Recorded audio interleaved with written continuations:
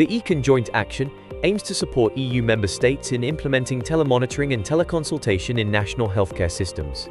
The objective is to reduce cancer care inequalities across the European Union, particularly for cross-border emergencies and health crises, such as COVID-19. We ran pilots to explore and evaluate the effect of virtual care in the cancer field compared to traditional face-to-face care.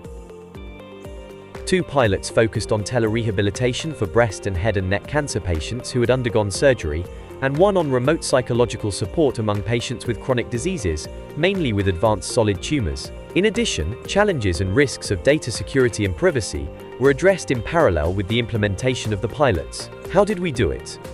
251 patients agreed to take part in the pilots. They were divided into 2 groups: the intervention group, with 122 people, and the control group, with 129. Patients in the intervention group participated in remote consultations, and we tracked their status for 8 weeks using telemonitoring systems to collect patient-reported outcomes.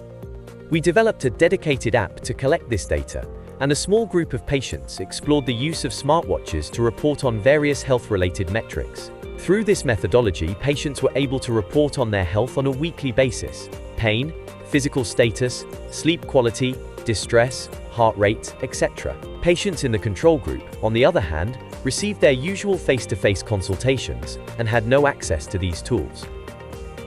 Let's take a look at the main results of the pilots. In the breast cancer pilot, 57 patients took part in the control group and 50 in the intervention group.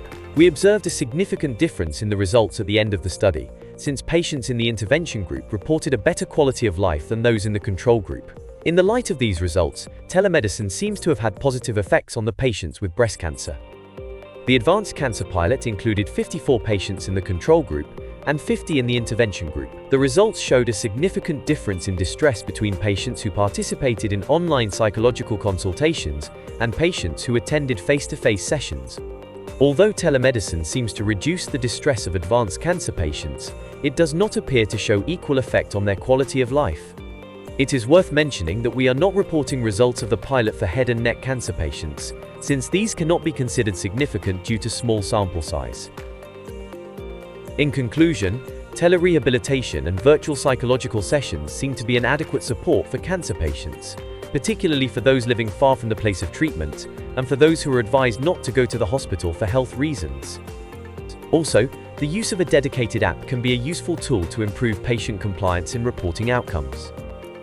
If you want to know more about other outcomes and conclusions of eCAN, don't forget to check out our infographics and other materials available on our website.